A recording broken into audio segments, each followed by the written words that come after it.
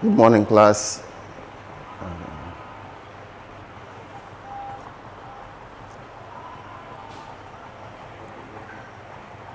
Good morning, class, and I hope you are doing well under the season of COVID-19.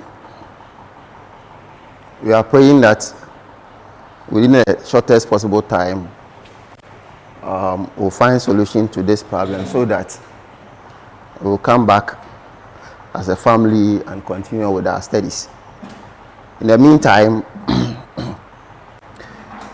the department has decided to reach you through this medium so that while at home, you would keep in touch with us via some of these online platforms. This is on YouTube, and once you can access YouTube, you'll be able to download some of these videos and then watch them for future use. If we look at our topic today, we're looking at preparing teaching portfolio. And this is the first lecture for the semester. The course is ISE 152, Introduction to Integrated Science 2.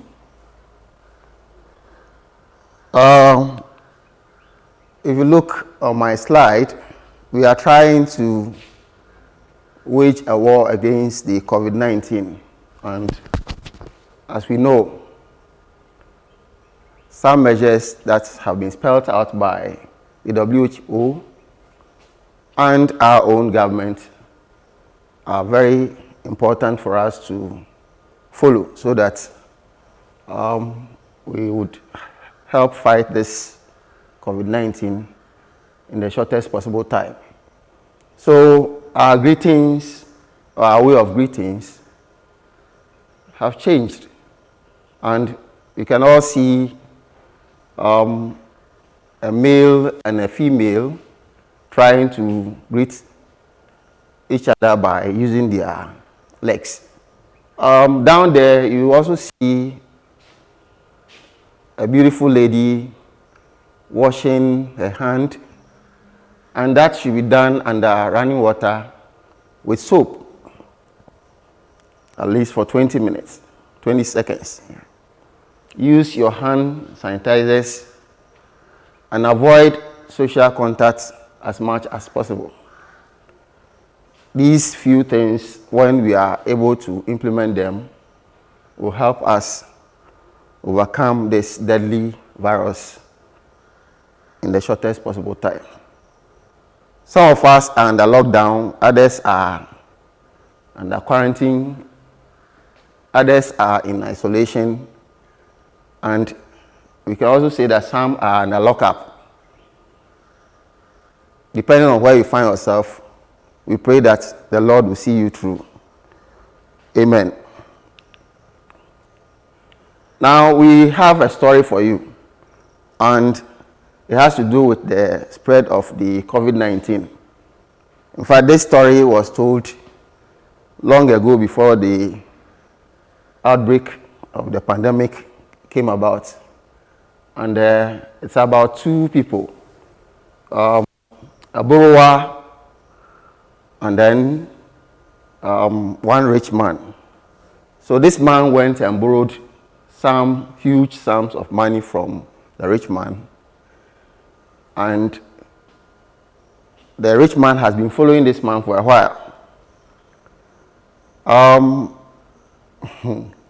When the outbreak came, the rich man went to this man who had borrowed the money to collect his money, but he did not get the money for him, so he went back. A few days later, this man who had borrowed the money was tested positive.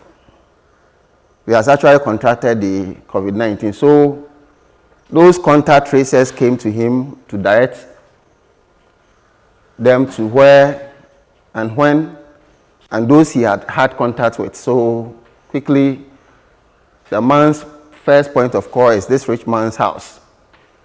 On reaching the house, the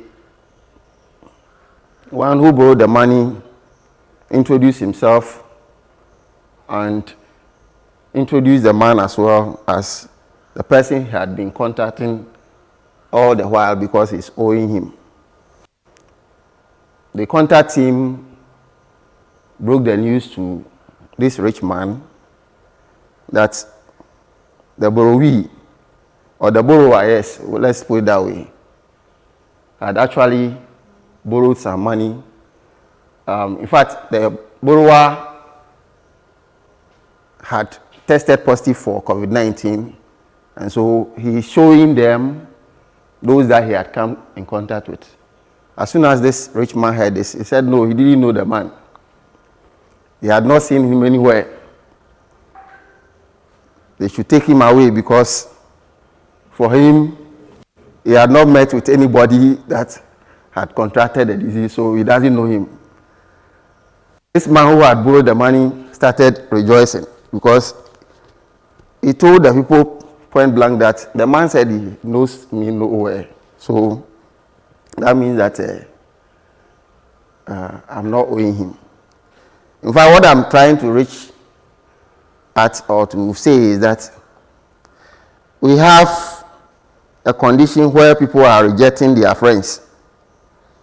Those owing are being set free because nobody wants to associate with somebody who had contracted this deadly virus. But then we must remember that after all this, we are all human beings and we may come back one day as a big family. So it's a lesson to all of us that we have to actually learn from. Thank you very much. Now we want to quickly go back to what we did last semester and then try as much as possible to find the challenges and some of the strengths that we actually met in ISC 151. And so the question is, what will you change? Or probably let's say that identify some of the strengths that you have, made or you gained from the previous lesson. And write them down. You compare it with your friends. And then also write down some of the challenges that you actually came up with. And then also compare that with your friend. And then we want to ask ourselves, by way of reflection, what will change? Supposing we're given the opportunity to do that or to go through the course again. And what would we do better? Or what are we going to do once we are given the opportunity to go through the course again? In teaching, this is known as reflective practice. Every good teacher must carry out what we call reflective practice. So if you haven't done that, then this is the opportunity for us to do it before we start the semester's program. Now, on our course, Preparing Teaching Portfolio. As a teacher, you must be able to monitor your progress from the day you started teaching till when you even exit teaching. So some of the things that you do which you feel are good practices, and they come with a lot of things because they have to actually reflect your own philosophy of teaching as well as your beliefs. When you are able to gather some of these things, then one can say that you are actually preparing a teaching portfolio. And so we would want to look at the general objectives this course. And you can see it is to demonstrate basic ability to work as a professional teacher or science teacher in school, and to identify your own professional needs in terms of science professional practice, knowledge, values, and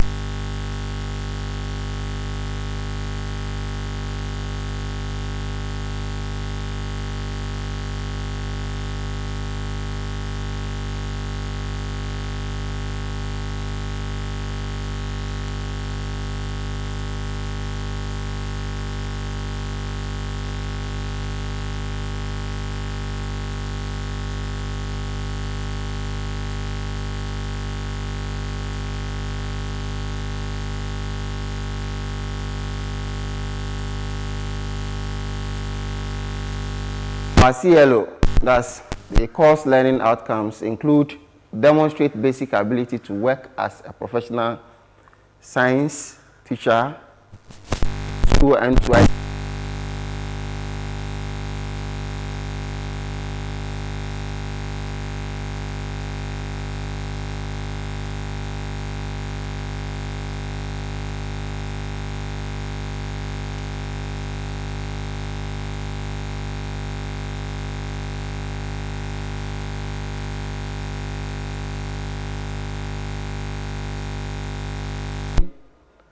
and accuracy in a peer review exercise, or prepare a list of some examples of professional needs and some characteristics of professional features.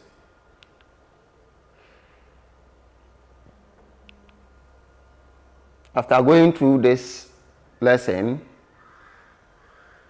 we hope that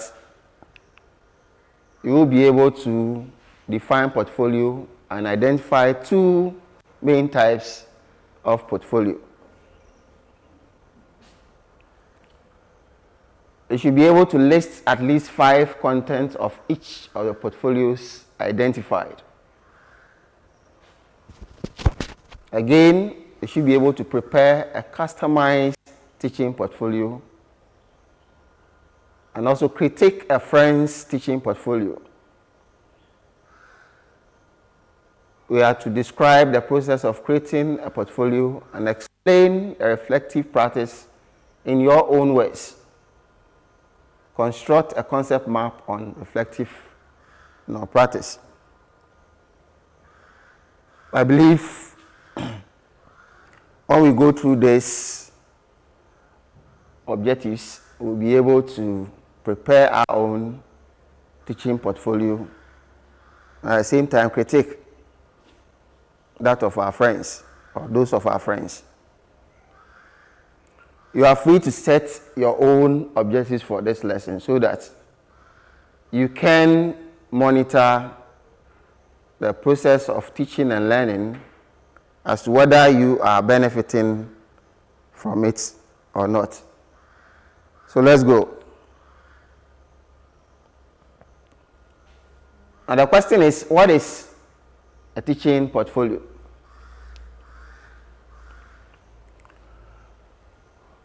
Portfolios provide documented evidence of teaching from a variety of sources, not just student ratings, and provide context for that evidence. One can also say the process of selecting and organizing material for a portfolio can help one reflect on and improve one's teaching. At the same time, portfolios are a step towards a more public, professional view of teaching as a scholarly activity. Basically, what these things that I've said mean is that as a teacher, you have your own philosophy, you have your own beliefs about teaching and learning. And so, whenever you appear before your students, these philosophy and the beliefs must reflect in the way you teach. You might probably have a philosophy that suggests that students learn better when a conducive atmosphere is created and the necessary teaching and learning materials are provided for their own use, so they will come out with their own findings. And so this philosophy must be seen in your teaching. You must be seen to be a teacher who provides conducive atmosphere or environment for your students. And at the same time, you must be seen to be the teacher teaching. And after evaluating the lesson, I realized my students have not understood the lesson properly. It means that I cannot continue using that. I have to change my methodology. I should re-strategize to meet the needs of my students so that at the end of the day, what I teach, most of my students would understand and be able to write their exams and even pass and use the knowledge they have acquired to help society. And so teaching portfolio actually helps you to improve upon your teaching. And by that, when you finish teaching, you might go back and sit down and look at yourself, picture when you were in the class teaching. You ask yourself some questions like, what did I do wrong? What did I do right? If I'm given the opportunity to teach this lesson again, what would I do better than what I did previously? And if these thoughts run through your mind and you are able to accept your shortcomings and also, make conscious efforts to improve upon them, then you will become a very good teacher, because the next time when you come to your class, you might not be repeating the mistakes that you committed. And that's why it is good to have a portfolio and at the same time reflect on what you teach. So you see on your slide that there's a teaching portfolio capture evidence of one's entire teaching career, in contrast to what are called course portfolios that capture evidence related to a single course. Here we may have a course like what we are doing now.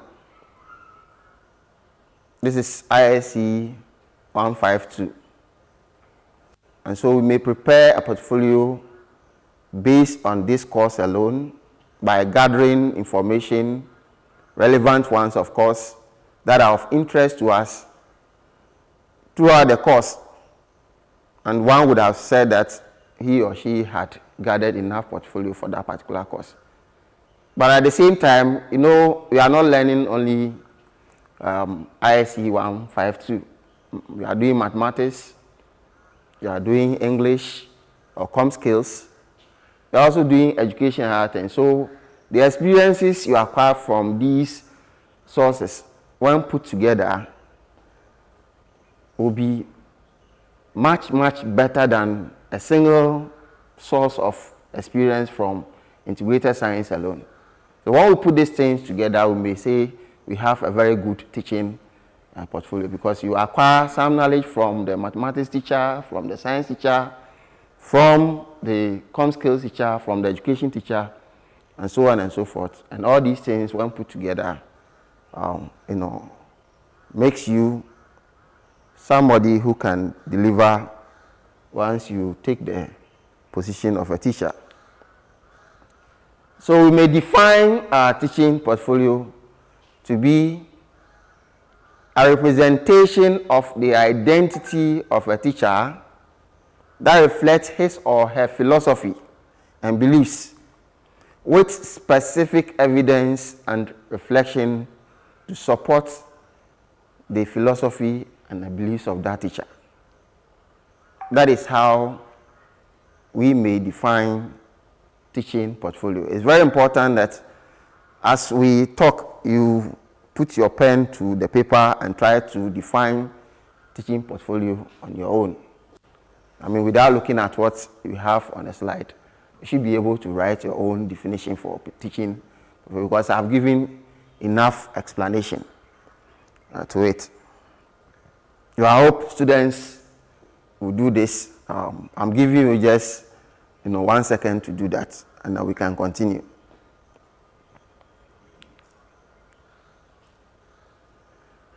Yeah, so our second is gone, and we must continue. There are two main types of teaching portfolio, if you can see that on the slide.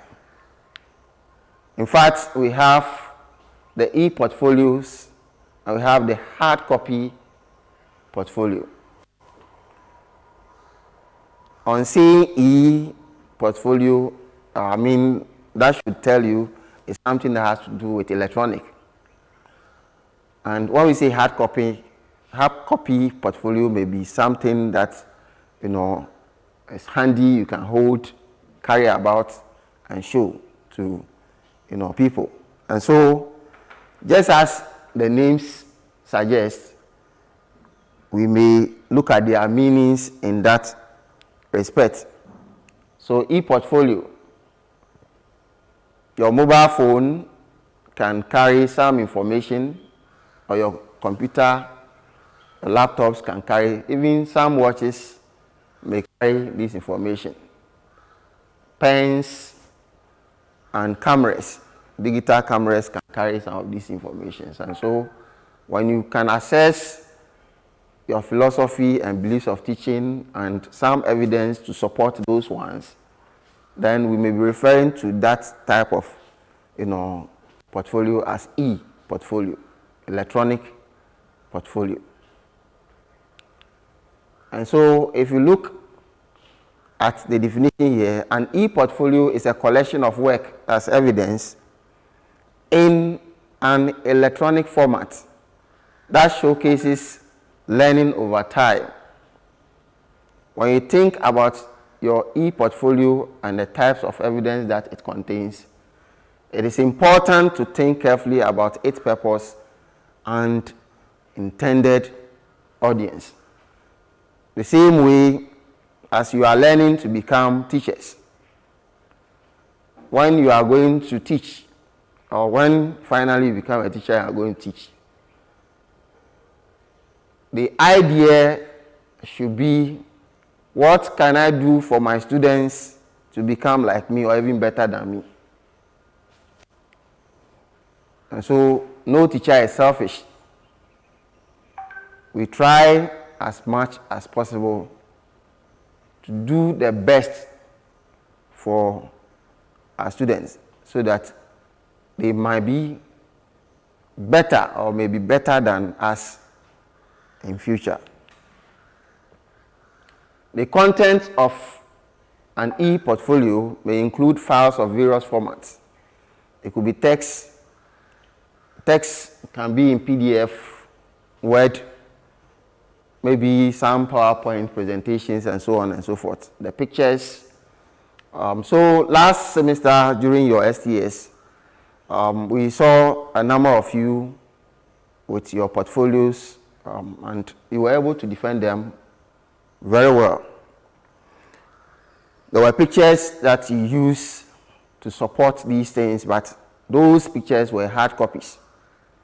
Now we know we can take pictures and upload them on electronic medias and so on and so forth. So when you have pictures of classwork or maybe project work of your students, or even some, fair, it could be presentation of artifacts and so on and so forth, then that could be another element of e-portfolio. We have videos, etc.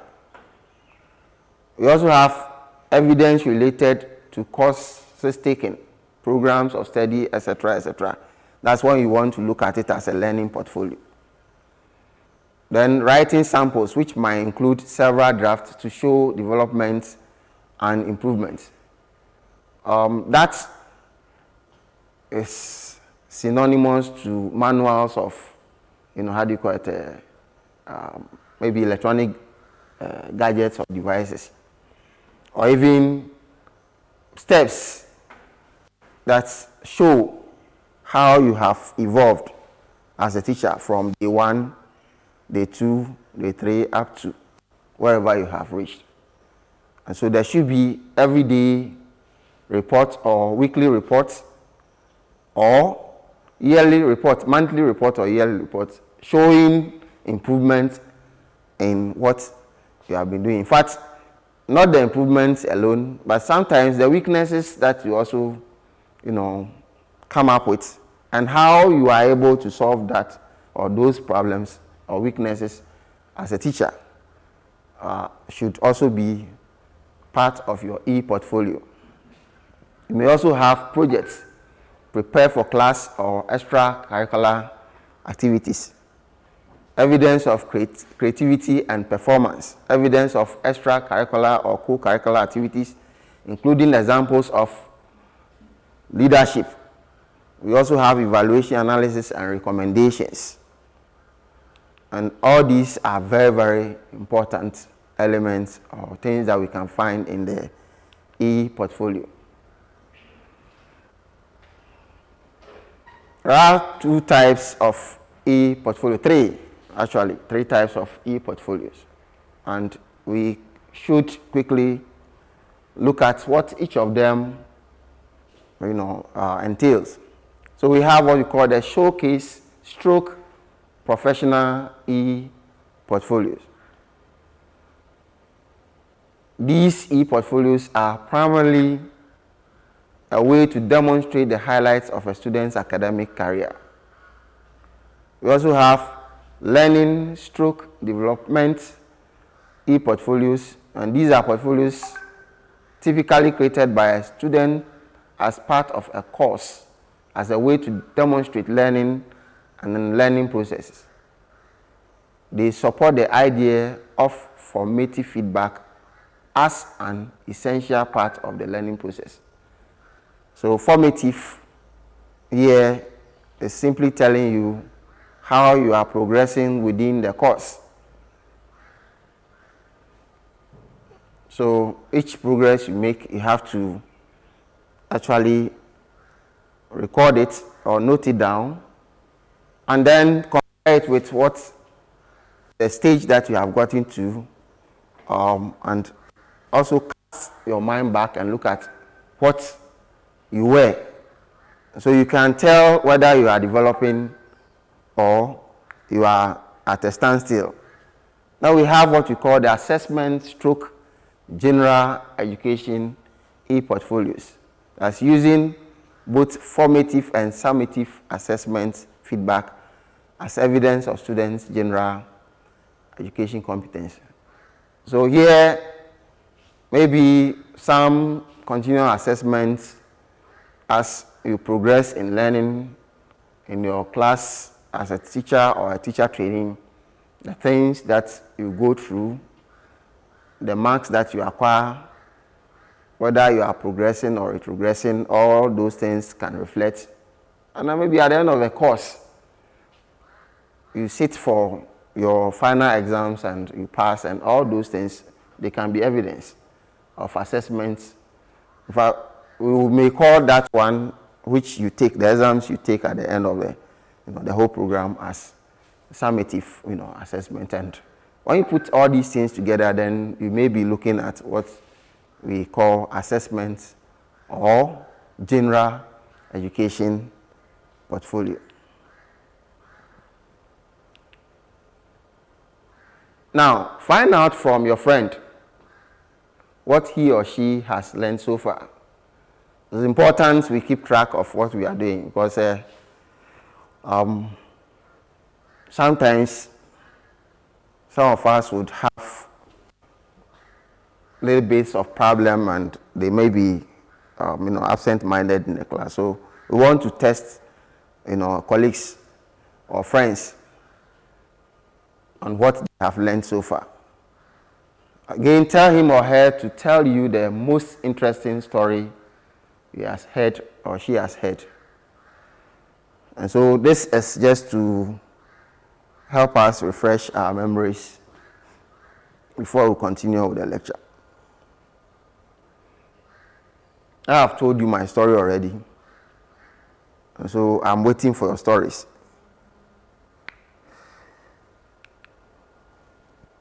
There's a commercial break.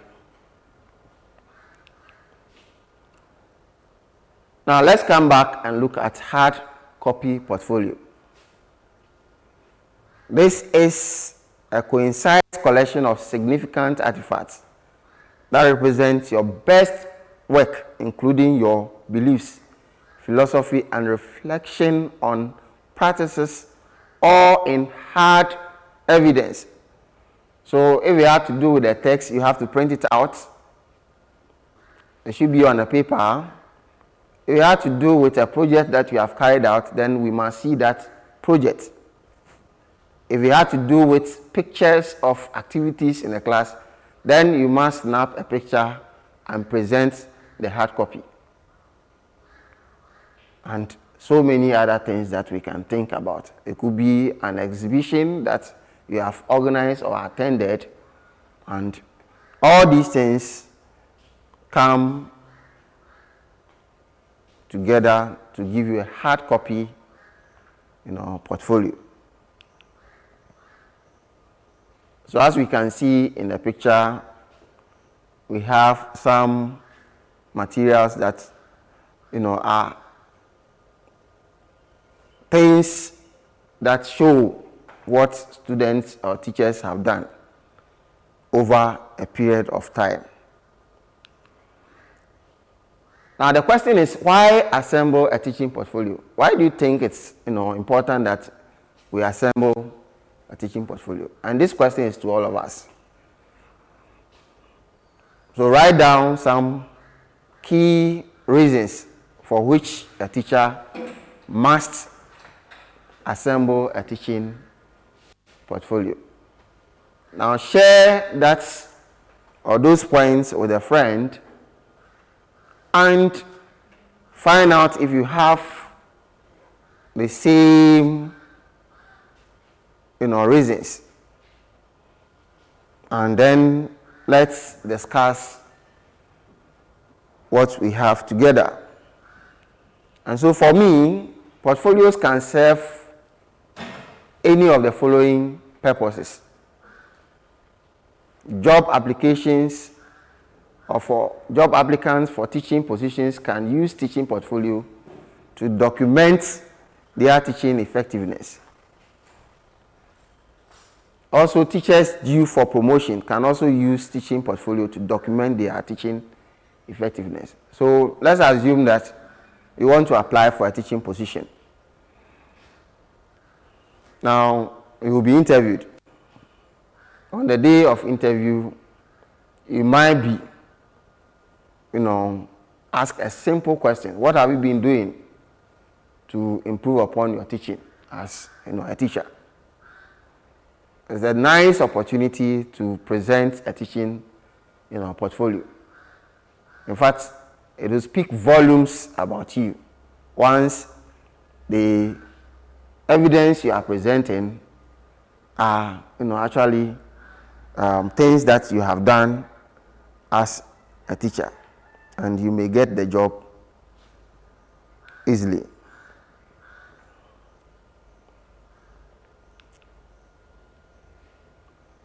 Teachers and teacher trainees can use teaching portfolio to reflect on and refine their teaching skills, stroke methods, and philosophies. So our philosophies should not be cast in stones or irons. There should be things that we can easily change, because you see, when you have a philosophy and that is not working, then you might think that something probably is wrong with it because it's not working. And so reflection can help you to change your philosophies it can help you to change your skills. And here, reflection, as we have already explained, is simply looking at what you have done, the weaknesses, the strengths, and giving yourself the opportunity to think that when you are given that opportunity again, what will you do better and what wrongs will you correct? And so when you do that, it helps in shaping your teaching methods or teaching skills and then, philosophies. As we can see, this is a reflective cycle, and it has been numbered from 1 to 5. So we have description, maybe of an event or an event that has been carried out, the feelings that you have about it, the evaluation of it. Evaluation here, the strengths and weaknesses. You look at those, and then you can conclude. And when you conclude, then you can take action on it. And that is a reflective cycle that we can use to help ourselves to become better, if not best, teachers. Again, this one comes with 4, cycles or 4 stages. And so as teachers, we teach, self-assess ourselves. Now we consider the kind of things that we have done right or wrong. And then if there is a need for us to change, we change, and then we go on to practice. And that's we can refer to as reflective cycle. So to track your development as a teaching professional over time, you need to create a public representation of you as a teacher that you can share with students and colleagues. Now we can look at the general guideline for preparing the portfolio. The first has to do with considering your audience. Who are those who are going to look at your teaching portfolio? Is it your colleagues? Is it your father, your mother, or let's say your parents? Or is it your teachers, your tutors? So for those of us who took part in the STS last semester, you realize that the teaching portfolio that you prepared, you presented it to the tutors who taught those courses, even including those who didn't teach. Because every tutor here is a professional teacher and has the ability and capability to assess whether what you have as a teaching portfolio is viable or not. And so it means that what you prepared was meant for the audience of your tutors. And so when you are preparing a teaching portfolio, you must look at your audience, those who are going to look at it. And that is very, very important. Again, you also consider the purpose. Consider the purpose or your purpose, why you have decided to create a teaching portfolio. So a portfolio that you create when applying for tenure or job or promotion may look very different from a portfolio that you use to reflect on your teaching and explore new methodologies or pedagogy. If you are going to use the portfolio to apply for a job, you are looking at the experience you have and trying to convince your panel that you are the best teacher for the job. On the other hand, you see that if it has to do with reflecting on what you have done, then it is about the strengths and weaknesses of yourself. And so these ones may look a bit different from what you may use to apply for a job. And so we must know our purpose of preparing the portfolio. And again, you have to choose the right model, that's type, based on purpose. Okay, we just saw that we could have ePortfolio and hard copy portfolio. So based on that, you should look at which one you think is better and which format you should put it in. So your portfolio may be a print document, a PDF file, including artifacts and pictures, or an interactive online portfolio, which we have described as ePortfolio. Depending on your purpose and audience, your options may be limited. It's very, very important. If you are free to choose your portfolio format, consider how one multimedia component might enhance your portfolio or not. Again, two, accessibility or accessible, as to whether your lesson is accessible to everybody. Okay, so accessible, how accessible you want your portfolio to be. And then again, you expect your audience to interact with their portfolio. So would your audience scroll through a single document or click through pages and links? And that is very, very important. Those of you who have done your IT or ICT, you know what links are. The links are, sort of addresses to sites that one can find, information. And so if we prepare a portfolio and has that link, then once you click on it, it must take you to somewhere. That is, you should not print a wrong picture. That's when the links are, clicked on, and you may not go anywhere. You stay in your home. Again, frame your portfolio around your teaching philosophy. This is very important. In fact, when I see your portfolio, I must see you and the way you teach, the way you assess your students, and the way you help your students to learn. That is what your teaching portfolio must tell anybody who sees it. So if you present your teaching portfolio to me, after going through, then I may not even ask you any question again, because I know the person sitting before me. And that is very, very important. Again, curate your portfolio artifacts. That is, explain why you chose the artifacts you did and highlight connection between artifacts, TLMs, TRRs, and your teaching philosophy. So in this course, you are even supposed to prepare a teaching portfolio, which we'll discuss later.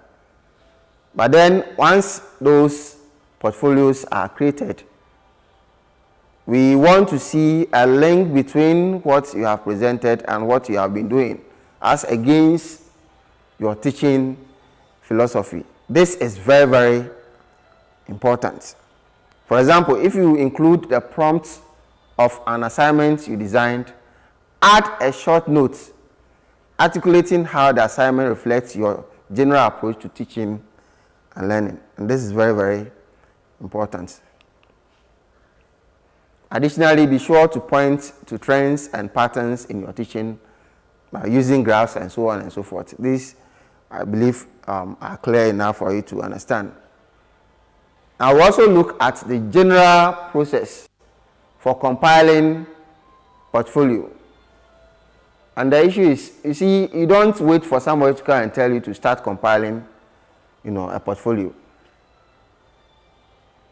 From the word go, when you start teaching or you start learning as a student, teacher, you must start preparing your teaching portfolio. So day one, what did I do? You take note of that. Day two, day three, day four, up to the time you finish the program. That's why we see on our slide, start now. It says start now. Collecting these components as you go will make assembling your final portfolio much easier. Do you know the reason? Is there anybody here who can tell us, or who will tell us, why it is very important to start preparing your teaching portfolio and not to wait till when you are done with the program. Obviously, I guess it will be difficult to recall what you did on the first day when you started learning. You might forget so many details of the information that you would have to put in your portfolio to make it very rich. And so that's why you have to start from day one and then continue doing till you finish. So one of the processes is to start now. Let's give a fair and accurate presentation of yourself.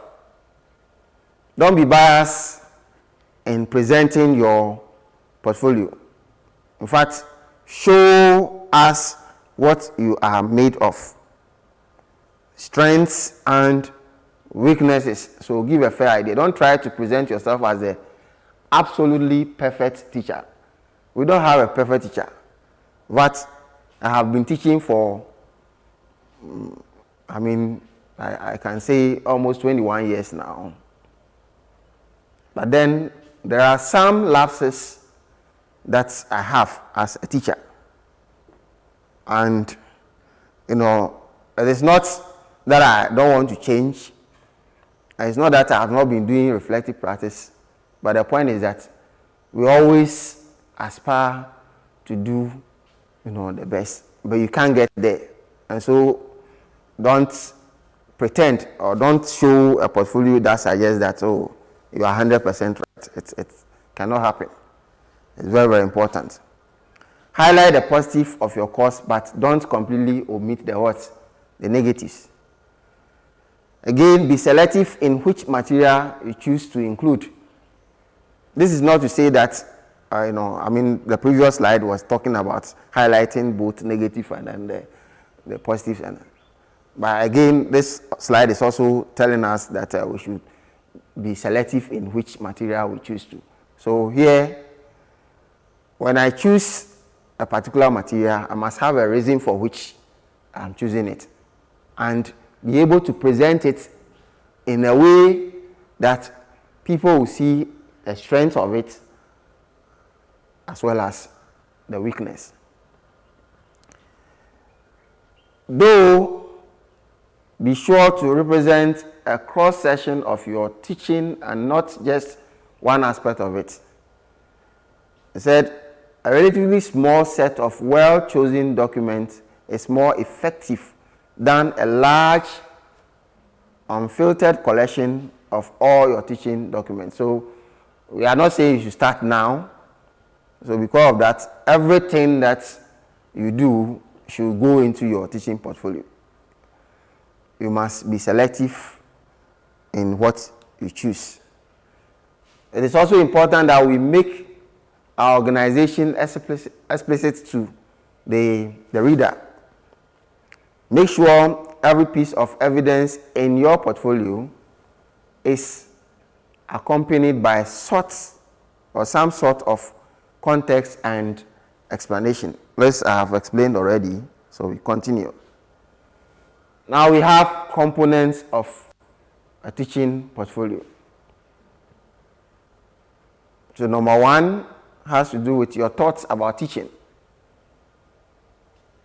Your thoughts about teaching. A reflective teaching statement describing your personal teaching philosophy, strategies, and objectives. And also a personal statement describing your teaching goals for the next few years. That is the first component of a teaching portfolio. Then you have documents of your teaching. A list of courses courses taught with enrollment and description of your responsibilities. So when you go on STS, you observe the teachers do the teaching. Apart from that, they mark registers, they close registers, they conduct morning assemblies, and so on and so forth. So all these things are documented, and once a teacher from that school is attending an interview, they present those ones, they actually add to him or her, and make him get the job or her to get the job. So other things include the syllabi or the curriculum, course descriptions with details of content, objectives, methods, and ideas for evaluating students and their learning. The content continues. You have a whole lot of them. In fact, when you go through, you have reading lists, assignments, examples of quizzes, exams, and so on and so forth. There should be videotapes of your teaching. So sometimes I tell my students, one day,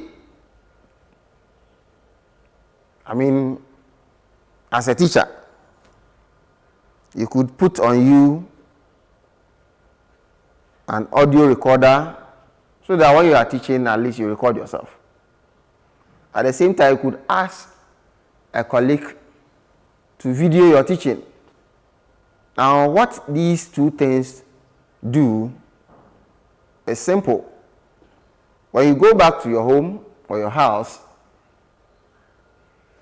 you get the opportunity to listen to yourself. It's past, but you listen to yourself. And the mistakes that you have done, you are able to spot them there. The teacher should be bold enough to go back to the classroom and tell the students that I made this mistake, and so I have to correct it. At the same time, when you listen or watch the video of your own self, you are able to see your strengths and even build on them to better them and make them more wholesome, so your students can get the best from you. So all these things must go into the portfolio. You must also show evidence of teaching effectiveness. How do we do this? In fact, when you look at the lesson plan, you see that at the end of the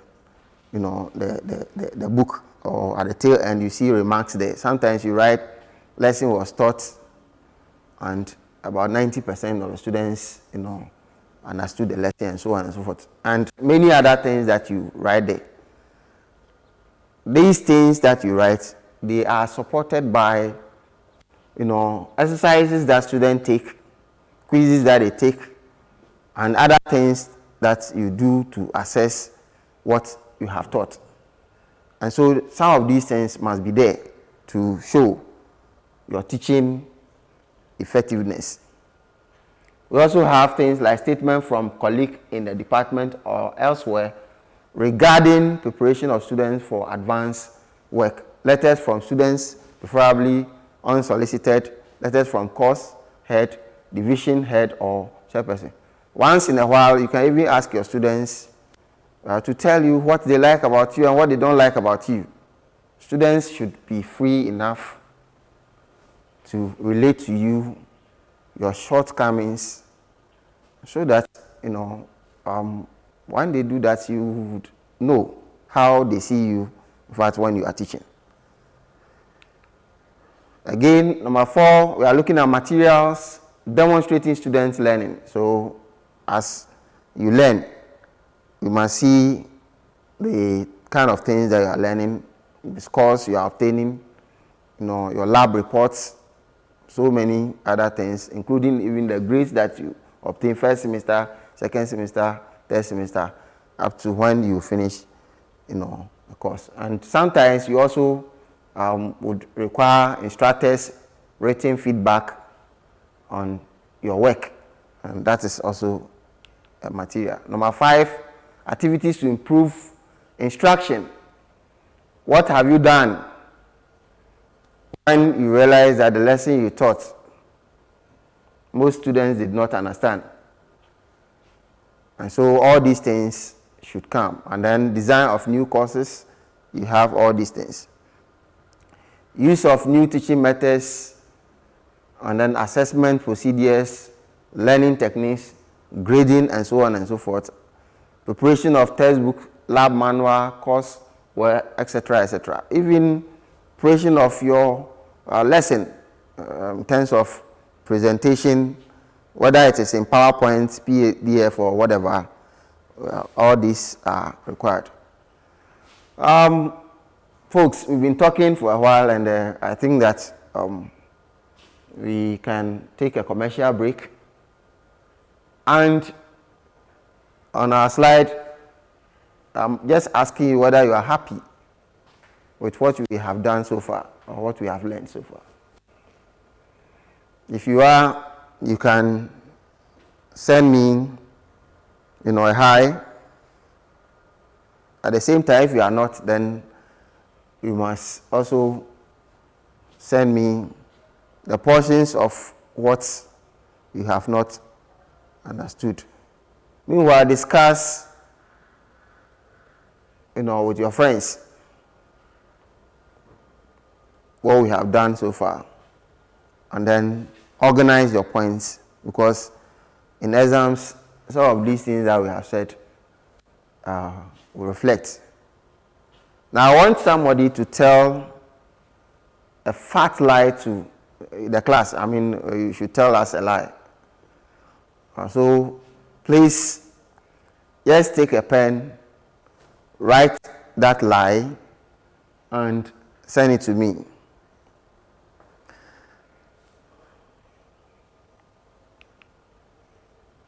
Now we continue.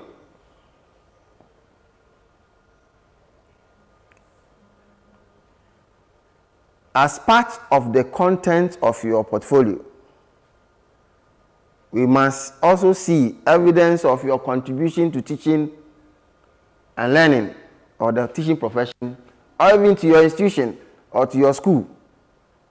So if you are teaching at West Coast demonstration, we must see the kind of contribution you have done or you have made to the success of the school. And this can come in several forms. It could be publication in teaching journals, papers, or service on teaching, committees. Maybe you serve on this committee, that committee, a school management committee, welfare committee, and all the likes. Work on curriculum revision or development. Sometimes when you distinguish yourself so much, you may be invited to help in revising a given curriculum. It's a plus. So that can be added to your teaching portfolio.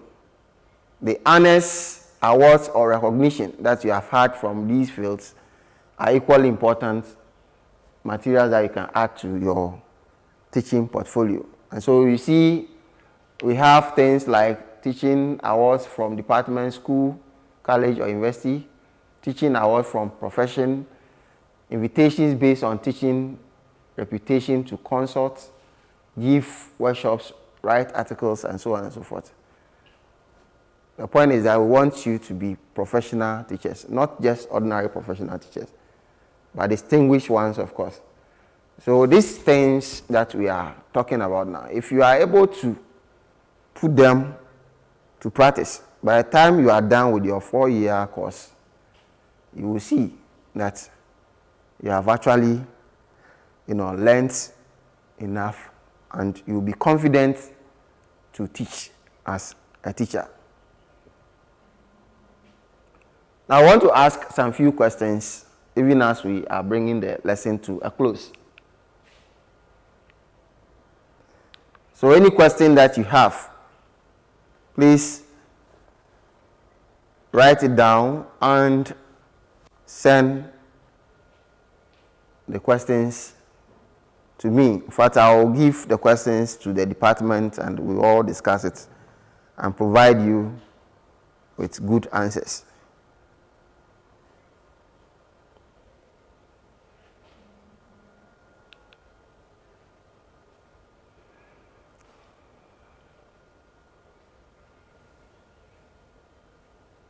Can we continue?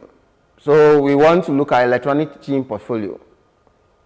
How do electronic portfolios differ from print or hard copy portfolio? This is a question I'm posing to you, because at the start of the lesson, we or somewhere in the lesson, we talked about two types of portfolio. We actually said we have e-portfolio and then hard copy portfolio.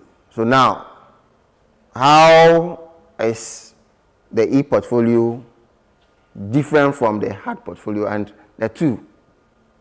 Which one would you prefer if we should, even go to that extent? So please provide your own answers here before you turn to the next slide. So the answers are that e-portfolios are, or they have increased accessibility. If I have my hard portfolio in my bag, unless I present it to a group of people, it becomes my personal property. Nobody sees it. But when it's an e-portfolio, it's somewhere online. People can access it. So large number of people can access that portfolio at the same time. That is one advantage of e-portfolio. And it should not be difficult for you to remember this. The accessibility rate is very, very high for e-portfolios. Then again, it is a multimedia document. Okay? Technology allows for inclusion of more than just print documents. For example, you can include video footage of yourself teaching and audio, voice, or providing context and reflection on a portfolio, or instructional computer programs or code you have written, and so on and so forth. So, obviously it's a multimedia sort of something compared to the hard copy portfolio. You also have one, characteristic of being a non-linear thinking. The web facilitates non-linear relation between the components of your teaching portfolio. The process of creating a portfolio in this non-linear environment can help you think about your teaching in new ways. Now, e-portfolios provide for criticisms or critique by a wide majority of people.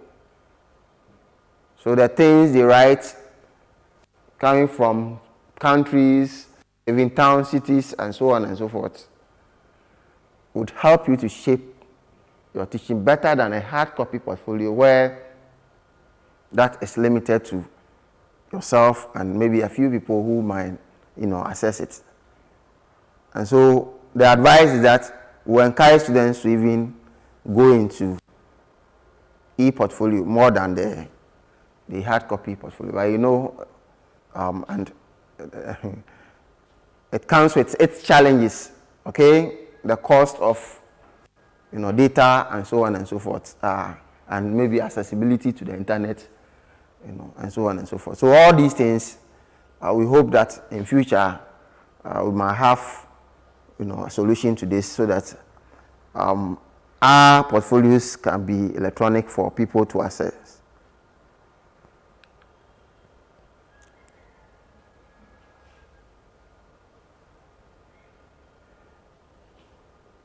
We are virtually or gradually coming to the end of our lesson, and we are asking that, see, when you prepare a portfolio, it is your property. E-portfolio is also a property. But when you put portfolio on the internet or on electronic media, the copyrights and privacy issues are countless. Said, while examples of student work can be compelling evidence of your teaching effectiveness, publishing these examples online present legal, copyright, and privacy issues. So maybe on the negative side of e-portfolio, we may have some of these things. with copyright and privacy issues. I hope it's clear. What role do teaching portfolio play on the teaching field or job market? I urge you to answer this question so that, God willing, when we overcome COVID-19, we will present it for assessment. It is very, very important.